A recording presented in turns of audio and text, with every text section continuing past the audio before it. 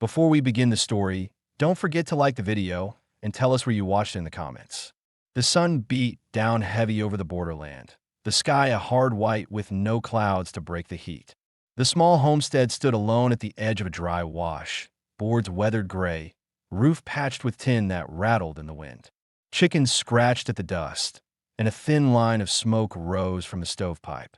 Inside the yard, a cowboy moved with steady, practiced steps, checking the corral posts, pulling up a bucket from the well, and feeding his bay gelding. His name was Daniel Hayes. He was in his early 40s, shoulders still broad, but his face lined with years of sun, dust, and memories he never spoke about. Once, he had ridden with cattle drives across Texas and New Mexico. Once, he had carried a badge in a town that has since been wiped off the map. And once, 20 years ago, he had pulled a half-dead Apache child from the middle of a raid, risking his own life when no one else had reason to. But those days were long past. He had put away the badge, buried his kin, and learned that silence and distance were the only things that kept a man alive. His mission now was simple: survive quietly, stay out of men's quarrels, and leave the past where it belonged. As Daniel bent to set the bucket by the trough, the faint sound of hooves reached him. He froze, listening. Not a herd, not a wagon. One rider. The rhythm was tired, uneven, but still pushing forward. He felt his chest tighten. Strangers meant questions, and questions were dangerous. He rested a hand on the worn, but of his revolver out of habit, though he didn't draw. The rider came into view along the dirt track, a woman on a thin roan horse. Her clothes were worn travel garments, patched more than once, and dust clung to her dark braids. Around her neck hung a small medicine pouch, the kind Apache women carried for protection. Her posture was upright despite the exhaustion in her eyes. She looked as if she had been on the trail for days without a full meal. Daniel felt the old prickle of unease. Women didn't ride alone across this stretch of land unless they had run from something or were desperate enough to risk what waited on the roads. He took in the sight of her quietly, every detail, ready to decide if he needed to send her on before trouble followed. She swung down from the saddle. For a moment her knees faltered, but she steadied herself. Dust clung to her face, and her lips were cracked. Yet when she spoke, her voice carried strength. "Cowboy," she said, meeting his eyes without hesitation, "I came to marry you. I'm the little Apache girl you saved 20 years ago." The words struck him harder than a blow. Daniel stood very still, the bucket's chain clinking faintly against the well stone. He searched her face, and a memory he had locked away pushed back against him. Gunfire on a ridge, screams, smoke from burning wagons. A child with wide eyes, bleeding from a split lip, clutching at his shirt while he dragged her behind a fallen wagon. He remembered carrying her across the arroyo with a bullet burning in his shoulder, shoving her into the arms of an old woman and shouting for them to run north. Could this be her? After 20 years? His heart beat hard, but his face gave nothing away. Daniel's life had been built on silence. Yet inside him, a fight began. The fear of being pulled back into the past, the suspicion that this was some kind of trick and something else he hadn't let himself feel in a long time. Recognition. He didn't speak at first. Instead, he gestured to the shade by the wall and picked up a tin cup. "Drink," he said.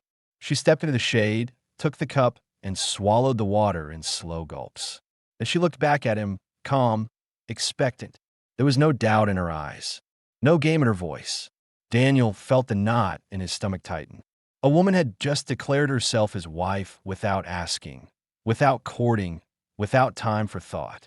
And yet, if she was who she claimed to be, he owed her something, maybe more than he could put into words. He set the bread and beans on the table between them that evening. They ate without much talk, only the sound of spoons and the settling of the house. The silence was not empty. It was sharp-charged. She had come for something he wasn't sure he could give.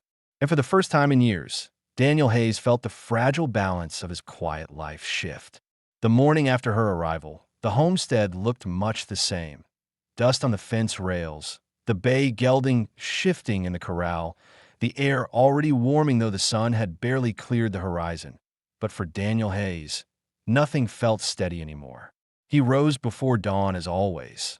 But now there was someone else sleeping in the lean-to with her saddle for a pillow, and he found himself glancing in that direction more often than he wanted to admit. He had let her stay. That decision alone pressed on him heavier than he expected. He made breakfast the way he always did: coffee boiled black, eggs fried hard in an iron skillet, and a piece of bread from the last batch he had baked. He set a plate on the step outside the lean-to and went to check the corral, pretending he had not seen her stir at the sound of dishes. When she emerged, her hair tied back neatly, she ate without wasting a crumb and then walked straight to the well, drawing water into a bucket as if she belonged here already. He felt his jaw tighten. No hesitation, no waiting for permission. She had acted as though her words yesterday had already bound them together. It's something about the way she moved, the efficiency of her hands, the way she lifted the water without complaint stirred a reluctant respect in him. She had not come looking for charity. She was ready to work. That mattered. By mid-morning, he took her to the fence line. A post had loosened in the wind, and he expected her to watch while he fixed it. Instead, she crouched without a word and began packing stones around the base while he held the post steady. Her hands worked quickly, practiced in a way that surprised him. When the wire bit into her palm, leaving a sharp red line, Daniel cursed under his breath and pulled her hand to him. She resisted at first, stiffening, but let him clean the cut with water from his canteen.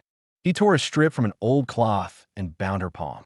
He noticed then how thin her wrist was, how calloused her skin had become, and how calm her eyes remained even when pain flared. He released her hand slowly, more unsettled by her steadiness than by the injury. The silence between them was not empty. It pressed with questions he could no longer avoid. He turned to her finally, wiping his brow with the back of his sleeve. "If you came all this way, there's a reason, not just to settle an old debt." Her answer came steady, without apology. "My band scattered. Disease took many. Others turned their backs on me. Some call me tainted, not fit to stay. I have no place among them. Alone, I would not last another season. You once carried me when no one else would. I remembered. That is why I came." Daniel studied her face, searching for hesitation, but found none. She had spoken plainly, almost like reciting facts from a ledger. No plea, no softness, just truth laid down in front of him. For the first time, he wondered if his silence might make things harder. Part of him wanted to tell her to leave, to keep his life as it was, safe and solitary. Another part, the part that remembered the terrified child clinging to his shirt in the middle of gunfire, could not ignore the fact that she had survived 20 years and chosen to seek him out when she had nowhere else to go. That night, they sat by lamplight. He cleaned his rifle, laying out the pieces with deliberate care, while she mended one of his shirts with a needle and thread pulled from her small bundle. The rhythm of her stitching matched the quiet scrape of his cloth against steel. Neither spoke for a long while, but Daniel's mind would not rest. He thought about what the town would say if they learned an Apache woman had taken up in his homestead. He thought about the land agents who had been circling nearby ranches, ready to seize water and claim boundaries. He thought about whether he could keep her safe if trouble came. And under all of it, he thought about what she had said, "I have no place among them," and how the words carried more weight than she showed on her face. Before putting out the lamp, he asked her name, the name she carried now, not the one he heard as a boy 20 years ago. She told him softly, watching him carefully, as if to test whether he would accept it. He repeated it once, storing it in his memory alongside his tally of cattle, his weather marks, and the names of the dead he still carried. When the light went out, Daniel lay awake for hours, listening to the small sounds of another person breathing on his land, and he understood that his quiet life was gone. What replaced it had not yet taken shape, but the decision was already made. She had come, and he had not sent her away. That choice alone bound him as much as her words had bound her. The next evening, the homestead settled into a quiet rhythm, though Daniel felt the rhythm was not his own anymore. After supper, the woman brought out a small bundle wrapped in cloth. She untied it carefully and set down a few sprigs of sage, dried but still strong in scent. She crouched near the yard, struck flint, and lit the bundle. Thin smoke rose, drifting straight in the still air. She closed her eyes and breathed slowly, murmuring words in her language. Daniel stood a few paces away, hat in hand, watching. He did not understand the words, but he understood what it meant to speak to the dead, to the past, to whatever strength a person needed to keep going. He gave her the space without interrupting. The smell of sage carried him back, not to prayers of his own, but to the memory he had forced down for years. He saw again the ridge outside of Messia, where he had ridden into the middle of chaos. Smoke, wagons burning, women running, men shooting from the rocks above. He had been younger, reckless maybe, but something had made him pull a crying child from the line of fire. He had slung her under one arm, his shoulder bleeding from a shot that nearly broke him. And he had carried her until he found an old woman willing to take her north. For 20 years, he told himself she had either perished or forgotten. Now here she was, sitting in his yard, smoke curling around her as if nothing had passed but days. When the smoke burned out and only ash remained, she sat across from him at the table. He felt the questions pressing, and for once, he gave them voice. "What happened after?" he asked, his tone low but firm. "When I left you with that woman, where did you go?" Her eyes flickered, not in fear but in calculation. She knew he deserved the truth. "We made it north. For a time I stayed with her people. But food was scarce, sickness spread. Some blamed me, said the raid marked me, said I was not pure anymore. When I grew older, I carried those words like chains. A cousin tried to trade me once for horses. I left before they could finish the bargain. Since then, I lived alone, traded when I could, worked where they let me. But no place ever kept me." Daniel studied her face. The words were delivered plain, but he caught the strain beneath them. He saw how steady she kept her jaw, how she chose each word to strip away weakness. Yet inside, he felt a pull of empathy he had not let himself feel in years. He had carried loss of his own, his family taken by fever, his days of law-keeping ending in blood on the street, his choice to live alone because he thought he had nothing left worth losing. Her story sounded different in detail, but the weight was the same.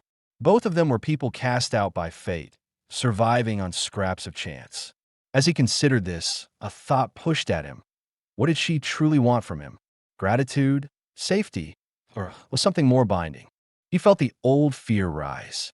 A man could live alone and survive. A man tied to someone else's wrist, seeing it all torn away again. Yet when he looked at her, tired but steady, he knew sending her off would be the same as handing her to wolves. Later that night, by lamplight, Daniel cleaned his rifle. She sat across from him, mending his shirt with a needle she carried in her bundle.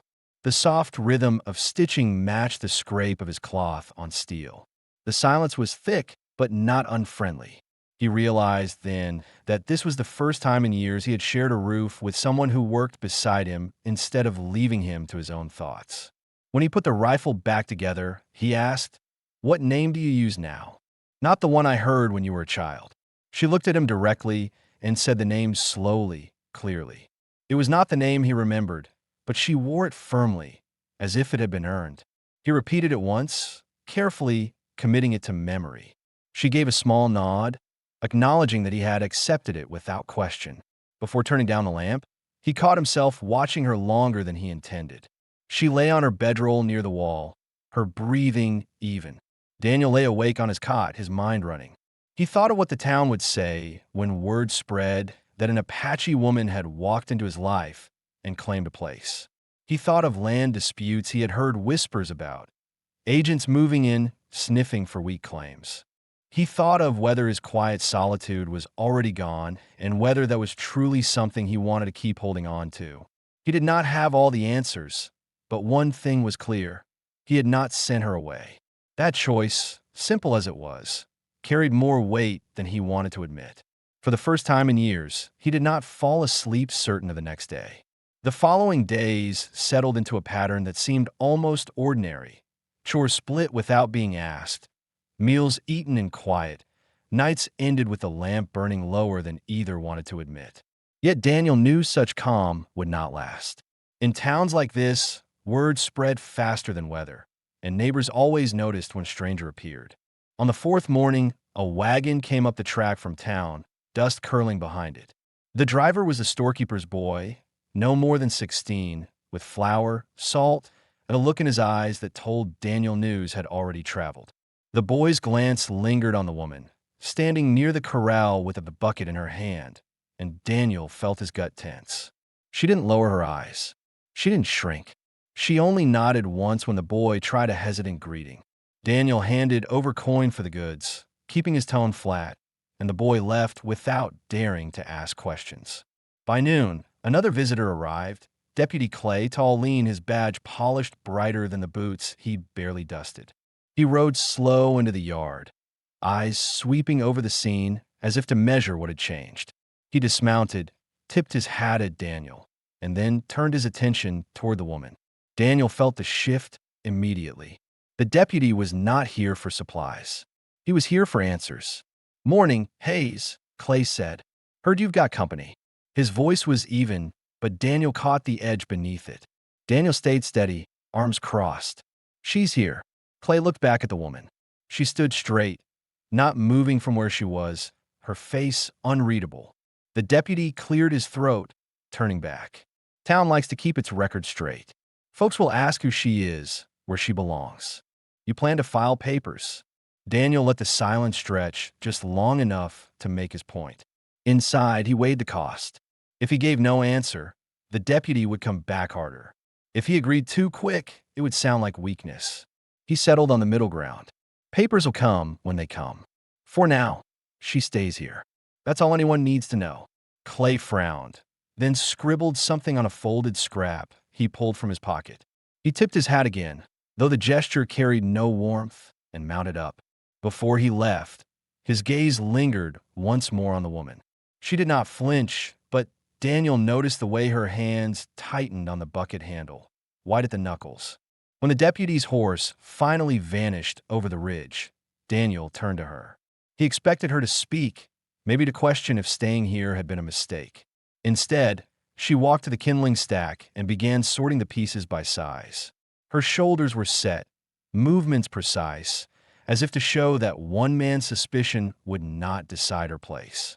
That evening, Daniel took 2 enamel cups from the shelf and filled them both with the good coffee he usually saved for guests.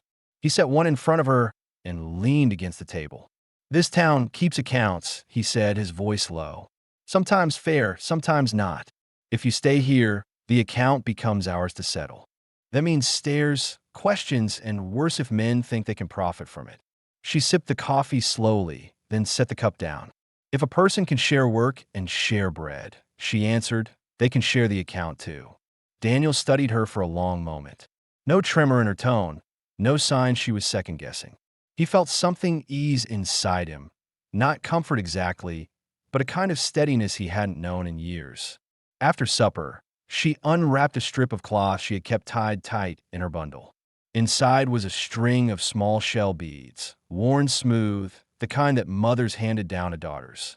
She laid it carefully on the table between them. "These belong to my mother," she said. Her voice was even, but Daniel heard the weight behind it. "They're all I carry of her." He didn't touch them. He only looked at the beads with the same careful attention he would give a newborn calf struggling to stand. "Thank you for placing them here," he said. The house fell quiet again. Outside, the desert wind brushed across the yard. For the first time since her arrival, Daniel realized he had stopped thinking about sending her away. What he thought about now was how to keep her safe when the town decided the account they shared needed settling. The calm after the deputy's visit did not last. By the week's end, a 2-day windstorm swept across the land. It began with dust carried on a sharp breeze, then built into a full force that bent fence rails, rattled the tin roof, and pushed grit through every crack in the house. Daniel tied ropes across the barn roof, hammering down boards while the woman moved with steady purpose, driving the chickens into shelter and calming the horse with a voice low and even. She showed no fear of the storm, only focus.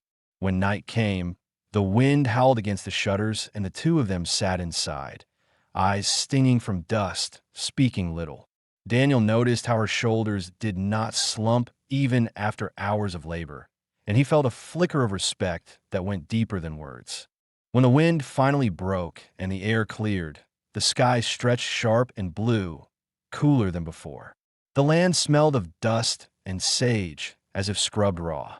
Work followed immediately. Fallen fence posts, a water trough shifted half off its stone base. The barn door splintered at the hinge. They repaired side by side. Daniel showed her how to set a rabbit trap line that saved time and wasted nothing. She, in turn, showed him how to twist rawhide into a knot strong enough to hold under strain. Each lesson was passed without pride, each accepted without stubbornness. For Daniel, who had long grown used to doing everything alone, the sharing itself was strange, unsettling, yet solid. The questions from town that had lingered unspoken in his mind began to find form. He knew men would ask why she stayed, why he allowed it, whether she was truly his wife or only sheltering under his roof. The deputy had already marked it down. He thought about what it would take to silence gossip. Papers, the law, a witness. Things he had long avoided. One afternoon, she rode into town alone with a short list: coffee beans, thread, salt. Daniel watched her leave, uneasy. He knew what awaited her there. Stares, whispers, men who thought words were weapons. When she returned, dust on her clothes, he could read it in her face. She set the sack on the table, her jaw tight. After a long silence, she said quietly, "Some men push against the edges of a person to see where they bend." Daniel asked nothing more. He only nodded once and replied, "Then they should learn there are edges that cut." It was the only comfort he could offer, and it was enough. She did not press. That evening, as they shared supper, she asked what had never been spoken outright. "You saved me once," she said, her voice steady. "Why?" "You had no reason to risk yourself in that raid." Daniel paused, setting his fork down. He had not spoken of that day in years. "Because you were a child," he said finally, "and because leaving you there would have stayed with me longer than a bullet. A man has to live with himself after the shooting stops." He did not look at her while he spoke. When he lifted his eyes again, she was watching him closely, as if measuring whether his words were truth. For the first time since she arrived, her face softened, the guarded lines easing just enough to show that his answer had reached her. "I remembered," she said. Later, as the lamplight burned low, Daniel turned the thought over in his mind. He had lived these years on the edge, surviving by silence and distance. But now silence was no longer enough. If she remained here, the town would demand answers. Land agents were sniffing around ranches, looking for weak claims. And if word spread that an Apache woman lived under his roof without papers, they would use it as leverage. For the first time, Daniel admitted to himself that what lay ahead would not be just survival. It would be choosing whether to protect his quiet life by pushing her away, or choosing to stand with her and face whatever came from town, law, or men looking to profit. He looked across the table at her, sewing by lamplight, her beads resting nearby like a reminder of all she had lost. And he realized the choice had already been made. He had not turned her out on the first day. He had kept her here through storm, through questions, through stares. Sending her away now would be the same as killing her. And Daniel Hayes was not that kind of man. The week after the storm, Daniel noticed wagon tracks along the main trail that had not been there before. They cut across the flats in clean lines, heavier than a rancher's cart, and the marks told him men with money and purpose had been near. He knew what that meant. Land agents. The kind who smelled profit in every dry acre and claimed water rights, as if ink on paper weighed more than sweat and years of work. Late one morning, the confirmation came. A freight wagon rolled up the track, canvas cover marked Hanson and Amp Company.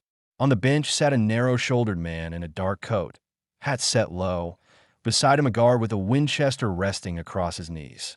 The wagon stopped in front of the corral, and the man climbed down, dusting his boots before approaching. "Mr. Hayes," he said with a practiced smile. "Name's Byrne. I represent certain interests who have an interest in the well that sits on this property." He tapped a folded paper against his palm. "Seems there's been a mistake in the records. A matter of boundaries." Daniel kept his hat brim low, eyes fixed steady. "This well's mine. Dug it myself. Post set 8 years back, in sight of the sheriff." He didn't raise his voice, but the weight and it was plain. Byrne unfolded the paper on the table inside, smoothing it flat as if it were law itself. The woman stood at Daniel's shoulder, arms crossed, eyes fixed on the agent without a flicker. Daniel read each line slowly, finger tracing the words. They spoke of irregular arrangements, unauthorized occupancy, and disputed claims. Words meant to strip a man of his ground with no more effort than a clerk's pen. The guard shifted his rifle casually, letting it hang loose in a way meant to warn. Daniel didn't look at him. He folded the paper once, set it back on the table, and said, "This is false. The land and the water are mine." Sheriff Harper saw the stakes and wrote it down. "You'll have no business here without his word." Byrne's smile didn't falter, though the skin around his mouth tightened. "We'll see about that. A judge in Las Cruces might find otherwise. I'll return with notice." Before he could turn, the woman stepped forward. Her voice was calm, flat, carrying no anger but no weakness either. "Bring the sheriff when you come back." Byrne studied her for a moment, surprise flickering in his eyes, then gave a short nod. "We'll do that." He climbed back onto the wagon, and the team rolled away in a slow cloud of dust. When they were gone, the yard fell silent. Daniel exhaled, the tension leaving his shoulders only partly. He turned toward her. She spoke before he could. "If they want the water, they want me gone too." Daniel shook his head. "No one moves you unless you decide to move." His words came out rough, but he meant them.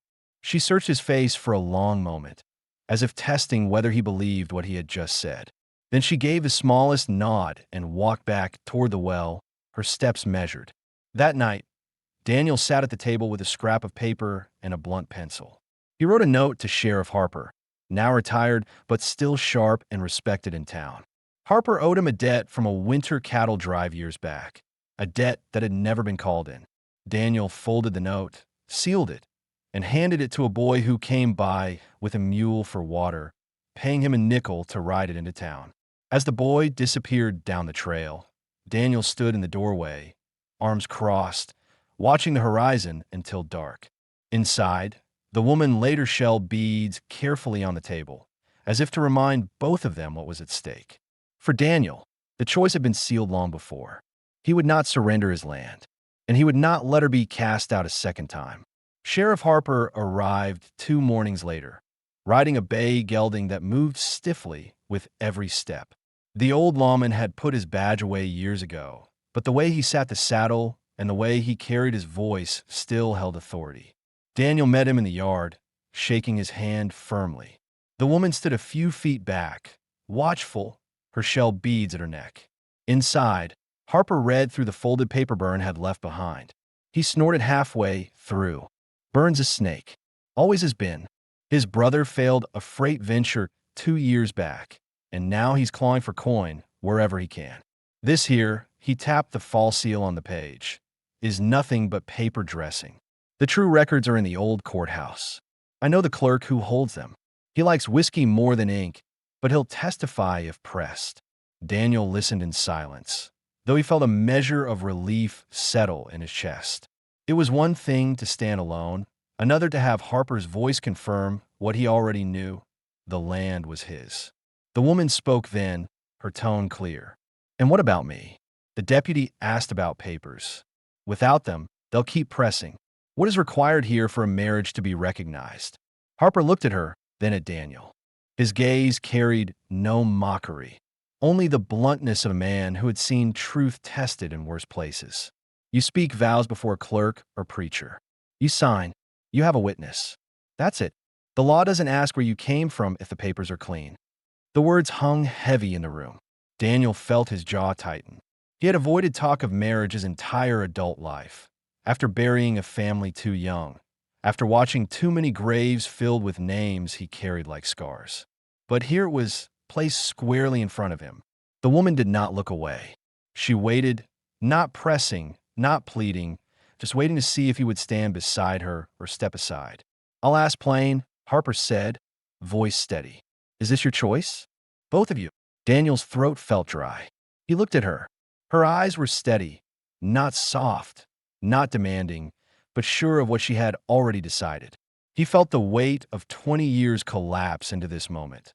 The memory of her small hand clutching his shirt as a child, the strength she carried now, the way she had not bent under town stares or Burns' threats. Yes, Daniel said, the word coming low, rough but firm. Yes, she answered without hesitation. Harper nodded once, satisfied. He pulled a fresh sheet of foolscap from his saddlebag, wrote down their names with careful strokes, and marked the date. The clerk will be out this way at week's end. He'll sign it proper. I'll witness. He slid the paper across the table. That'll settle questions in town. In the days that followed, the mood shifted. The woman moved her bedroll from the lean-to into the house, not asking, simply placing it near the window where the morning light touched. She hung her beads on a nail above the sill, the shells catching glints of sun. Daniel noticed and said nothing. He did not need to. Her choice to place them there meant she was no longer temporary. One evening, as they sat after supper, she told him the rest of what he had not asked. A cousin had once tried to trade her for horses, calling her unclean, unworthy. She had fled before the bargain could be made. She had slept in dry riverbeds, bartered labor for scraps, and carried a knife hidden in her dress to keep men from thinking she was defenseless. She spoke the words like statements, not seeking pity, but each one pressed on Daniel like a nail. When she finished, he said only, "No one trades you here." The words were flat, but she heard the iron in them. Her shoulders loosened, the first sign of ease he had seen in her since she arrived. That night, as he laid down, Daniel felt something shift inside him. For years, he had lived only to keep the land, to keep breathing, to keep the silence. Now, for the first time, his mission was clearer. He had someone to stand with, and the choice was no longer about solitude. It was about building something that could not be taken by men like Byrne, no matter how many papers they carried. The week's end was close. Soon the clerk would come, and what they had begun in silence would be bound by law. Daniel knew trouble was not finished, but when he looked across the table at her sewing by lamplight, beads catching the glow, he felt the first true certainty he had known in 20 years. By the time the week drew to its end, the tension in the air was thick enough that Daniel expected trouble before the clerk ever showed. He was not wrong. Byrne came back early one morning, his freight wagon grinding to a halt in the yard. This time he did not come alone. 2 extra men rode alongside, both with rifles resting across their saddles. Byrne climbed down smooth, the same narrow smile on his face, and held up a folded notice bearing a wax seal. The woman stood in the doorway with Daniel at her side. Sheriff Harper, who had stayed nearby after reading the false claims, was already on the porch step with his old Henry rifle across his knees. He had been expecting this visit, too. "Mr. Hayes," Burns said, loud enough for everyone to hear, "I've come back with proper documentation. This seal here carries weight, and it says this well isn't yours to hold." He handed the paper to Harper instead of Daniel, perhaps hoping to gain an ally. Harper didn't move from his seat. He broke the seal with his thumb and read slowly, his jaw tightening. When he looked up, his eyes cut in a burn like a man who had no patience left for games. "This seal doesn't match the county mark. Hasn't since spring. Clerk switched designs 3 months back, and I know because I watched him stamp it myself." Burns' smile faltered, though he quickly recovered. Judges can be persuaded to see differently. We all know how records shift when men forget to file properly. The woman stepped forward then, her voice steady, calm, and louder than it had ever been since she arrived. "Bring your judge, bring your clerk, bring whomever you want. We are not moving." Her words carried no tremor. Daniel saw Burns' eyes flicker. He had not expected her to speak with such force. The guard at Burns' side shifted his rifle, testing the air, but Harper leaned forward on his chair. The old Henry still rested easy across his knees, but there was no mistaking the readiness in his grip. "Son," Harper said to the guard, voice flat, "you lift that barrel even an inch higher and I'll drop you before you can breathe." The guard froze. Burns' 2 hired men exchanged looks, but did nothing. The weight of Harper's voice was enough. Daniel stayed silent, but inside, his decision had been burning since the moment Byrne rode up. He had nothing to trade, nothing to bargain. He would not let this land go, not after all he had poured into it, and he would not let her be cast aside again. Byrne folded the false notice slowly, slipping it back into his coat pocket. He tried to keep his composure, but the set of his mouth betrayed frustration. "This isn't over," he said sharply. "Men in Las Cruces will see reason." "Then you take it to them," Harper answered. "But don't come back here with tricks and paper. Next time, it won't be words waiting." The wagon rolled away, the dust hanging in the morning light long after Byrne disappeared over the ridge. When the silence returned, Daniel realized his hands were clenched tight. He forced them open, breathing slow. The woman still stood near, shoulders squared, eyes hard but calm. That night, after the day's work, Daniel sat at the table across from her. The quiet between them was not like before. It carried weight, but also something solid. She reached across the table and took his hands for the first time since arriving. "I want the papers," she said firmly. "Not because I need the town's blessing, but because I'm done with being temporary." Daniel met her eyes, the flicker of the lamp catching in her beads. "I want them too," he said, "because staying deserves a clear line." For a long while, neither moved. Outside, the desert lay still, the only sound the faint rustle of the wind through the mesquite. Inside, for the first time since she had ridden into his yard, Daniel felt the ground beneath them steady. Not because the threats were gone, but because they had decided, together, to face them. 3 days after Byrne's failed attempt, the clerk finally arrived in a borrowed buggy, his ledger and ink bottle wrapped in cloth against the dust. Sheriff Harper rode alongside, determined to witness the matter himself. 2 neighbors followed at a distance, claiming they were delivering eggs, though Daniel knew they wanted to see if the stories were true. Even the deputy came, standing off to the side, saying nothing but watching. Word had traveled, and now the whole county seemed to have its eyes on this yard. The clerk set up his table on the porch and asked his questions in a clipped, practiced tone. Names, place of birth, years lived here. When he asked the woman her Apache name first, then the name she had used in towns, Daniel caught the sharp glance from the deputy. For the first time, Daniel spoke up with weight in his voice. "Her name is hers. Write it down proper." The clerk obeyed without comment. The vows were spoken without ceremony, just plain words, each answered firmly. The clerk wrote them down, Harper signed as witness, and the neighbors craned their necks to see ink dry on paper. When it was finished, the woman took her mother-shell bead from her neck and held them out to Daniel. He hesitated, then placed his hand over them, both of them holding the beads for a moment, as if tying her past to their present. There was no feast, only bread, coffee, and a jar of preserved peaches one of the neighbors insisted be opened. Daniel gave thanks in his plain, low way. The woman thanked them too, though her words were spare. When the small crowd left, the yard fell quiet again. The papers lay in a wooden box under Daniel's bed, and for the first time, their bond was more than silence and choice. It was law.